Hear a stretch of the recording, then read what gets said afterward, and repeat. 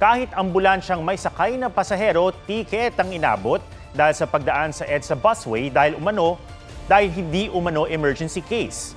Ang isa namang sinetang rider nag-counterflow para makaiwas sa huli. May report si Rafi Tima.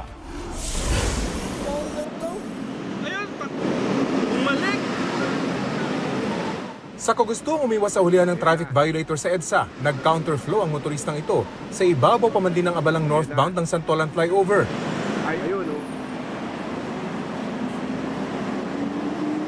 Pero hindi na siya nakawala matapos habulin ng mga operatiba ng Special Action and Intelligence Committee for Transportation o SAIC.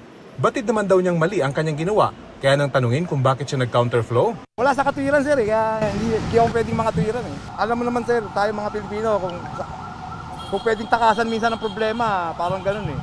Dagdag na paliwanag ng rider, natakot daw siya nang makita ang mga operatiba ng SAIC. Nahuli na raw siya nito lang nakaraang Disyembre at nagbayad ng 5,000 piso. Pero dahil sa kanyang ginawa, bukod sa 5,000 penalty, magmumulta rin siya dahil sa reckless driving at pag-counterflow sa EDSA. Bumalik. Karamihan sa mga nahuli ng SAIC mga motorcycle rider.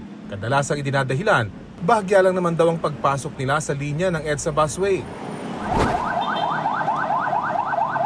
Hindi rin ligtas maging ang ambulansyang ito na bagamat may pasyente, hindi naman daw emergency case kaya sinita at tinikitan pa rin ng SAIC. Paalala ng SAIC, hindi lahat ng ambulansyang may sakay na pasyente pwedeng dumaan sa busway. Tanging yung mga may matinding emergency lang daw ang kanilang pinalulusot. Sa loob lang ng mahigit 2 oras na operasyon, 30 violators agad ang nahuli ng mga operatiba ng SAIC. Rafi Tima nagbabalita para sa GMA Integrated News. Huwag magpahuli sa mga balitang dapat niyong malaman. Mag-subscribe na sa GMA Integrated News sa YouTube.